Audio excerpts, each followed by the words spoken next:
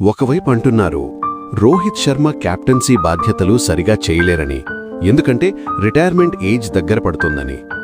మరోవైపు అంటున్నారు Virat Kohli career end అయిపోయిందని. కానీ నిజంగా అలా అయిపోయిందా?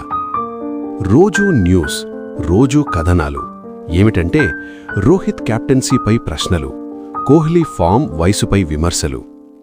కానీ మైదానం మాత్రం వేరే కథ చెప్తోంది.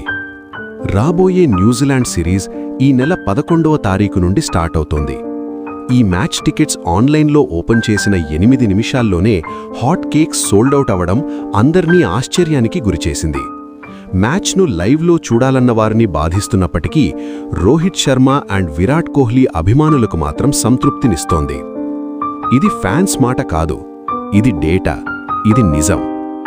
రోహిత్ కెప్టెన్సీ చేసినా చెయ్యకపోయినా అతను మైదానంలో బ్యాట్తో ఎంట్రీ ఇస్తే ప్రేక్షకుల గుండెల్లో ఏదో తెలియని ఆనందం, సంతోషం, ఇలా ఎన్నో మాటల్లో చెప్పలేని అనుభూతి. కానీ ప్రత్యర్థి టీం బౌలర్ల గుండెల్లో మాత్రం వణుకు. ఇక కోహ్లీ వయసు పెరిగిందని అంటారు, కానీ అతను క్రీజ్లోకి వస్తే అది వయసు కాదు, అది ఫైర్, అది ప్యాషన్, అది కొన్ని కోట్ల ఇండియన్ ప్రేక్షకుల గుండెల చప్పుడు. ఇప్పటికీ అతను మైదానంలో బ్యాట్తోనూ ఫీల్డింగ్లోనూ చేసే ప్రదర్శన చూడటానికి 2 కళ్ళు చాలవు అనటానికి న్యూజిలాండ్తో జరిగే మొదటి వన్డే మ్యాచ్ టికెట్స్ కేవలం 8 నిమిషాల్లో హాట్ కేకుల్లా సోల్డౌట్ అవ్వడం ఒక చిన్న ఉదాహరణ.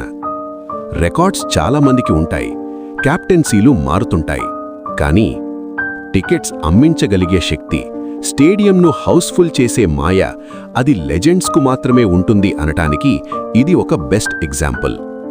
అందుకే కథనాలు ఏవైనా రాసుకోండి, విమర్శలు ఎంతైనా చేసుకోండి. Indian cricket coach, selection committee ఏమి చేసినా, ఏమనుకున్నా మేము భయపడేది లేదు.